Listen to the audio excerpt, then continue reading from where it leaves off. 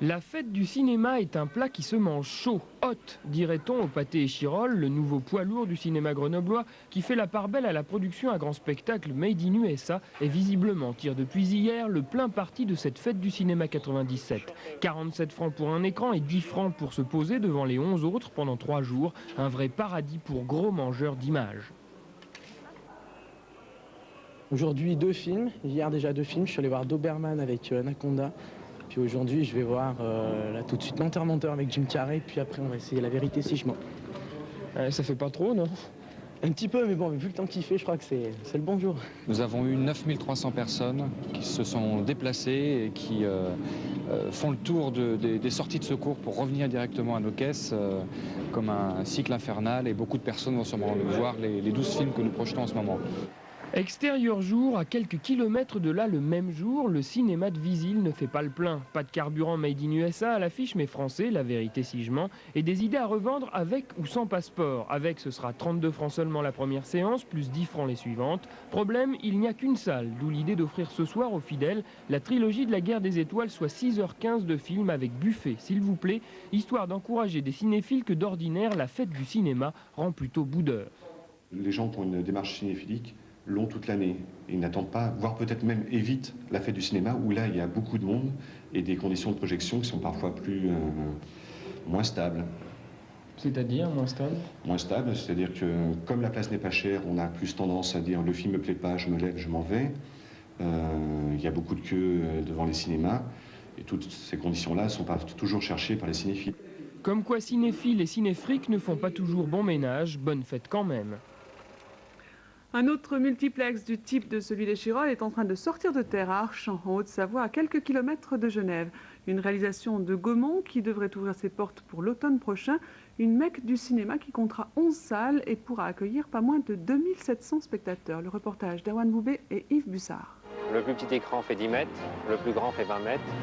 La majorité des salles actuellement sont entre 4 mètres et 11 mètres, donc ça vous donne un petit peu la taille des écrans. Les écrans sont tous courbes. Ils sont tous équipés en son numérique. Ajoutez à ce déploiement technologique impressionnant une 12e salle ciné-dynamique avec un gradin amovible et un écran de 180 degrés. Dernière grande nouveauté dont la 3e du genre en Europe est en construction sur Archamps où le multiplex Gaumont ouvrira ses portes pour la première semaine d'octobre.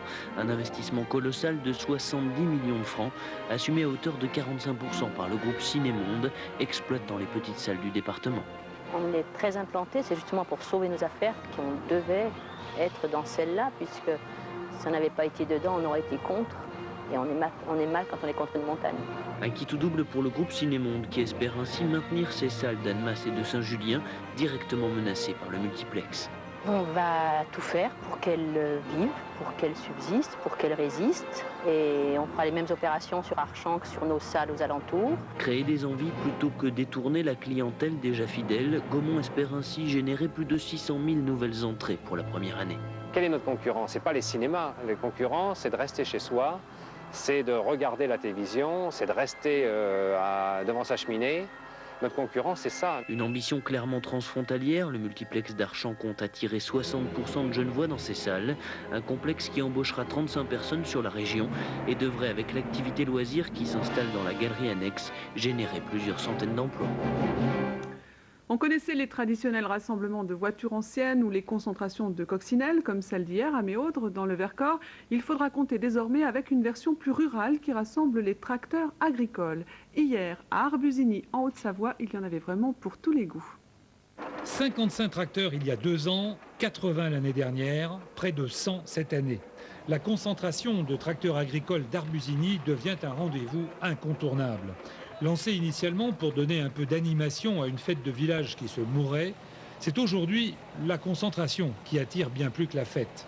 On s'est basé sur une concentration de motos en gros, et puis on prime pas mal de tracteurs, c'est-à-dire les plus anciens, les plus loin, les plus gros, les originaux, enfin il y a plusieurs catégories. L'ancêtre datait hier de 1918, une machine entièrement rénovée par un ancien mécanicien toujours passionné. Avec cet événement encore unique en son genre, le tracteur, au même titre que les bœufs ou les chevaux d'antan, prend sa place dans l'histoire et la mémoire de nos campagnes.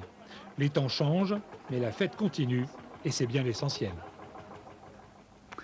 Le Festival du théâtre européen qui se déroule cette semaine à Grenoble fait une petite place cette année à la danse. Le cadre est insolite, c'est l'église Saint-Laurent. 15 siècles de civilisation font finalement bon ménage avec une chorégraphie, vous allez le voir, très contemporaine. Jacques Thiebaud et Antoine Marnaz.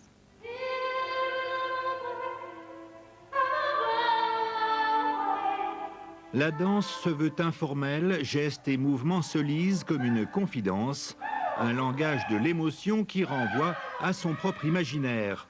Le lieu déjà est fascinant, incongru s'agissant d'un spectacle chorégraphique, à la lumière cependant de 1500 ans d'histoire religieuse.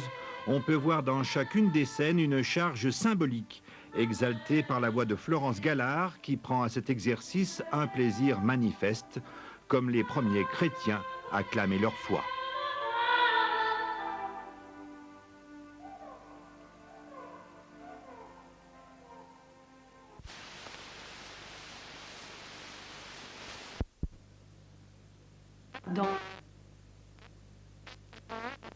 Et en particulier, si possible, des lieux du patrimoine valorisé pour mettre en valeur également l'identité du lieu et la création par elle-même qui est basée sur une danse informelle et sur un travail d'un duo où intervient surtout un travail technique bien sûr, mais aussi sur l'émotion et la sensibilité du mouvement. Les spectateurs, eux aussi, devront descendre un étage pour gagner la crypte de l'église Saint-Laurent. Elle a commencé d'être édifiée au 5e siècle.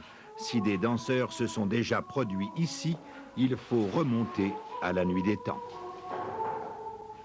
Avant de nous séparer, je vous rappelle que le Festival de jazz de Vienne débute ce soir avec en vedette Claude Nougaro et ses invités. Inutile de vous déplacer si vous n'avez pas de place, on jouera pour cette première soirée à guichet fermé. Mais rassurez-vous, il y aura encore de très nombreuses soirées jusqu'au 13 juillet.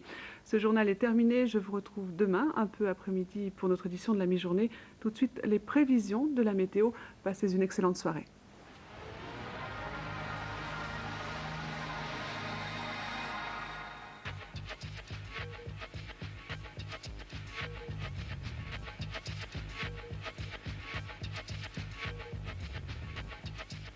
France 3, Rhône-Alpes-Auvergne. Avec Air Littoral, la compagnie des gens du Sud, vous présente la météo.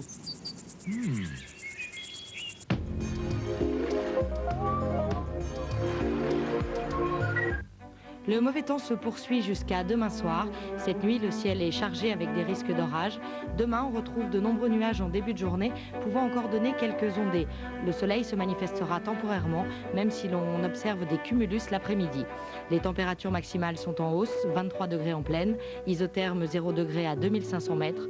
Pour les jours prochains, Météo France n'annonce aucune amélioration.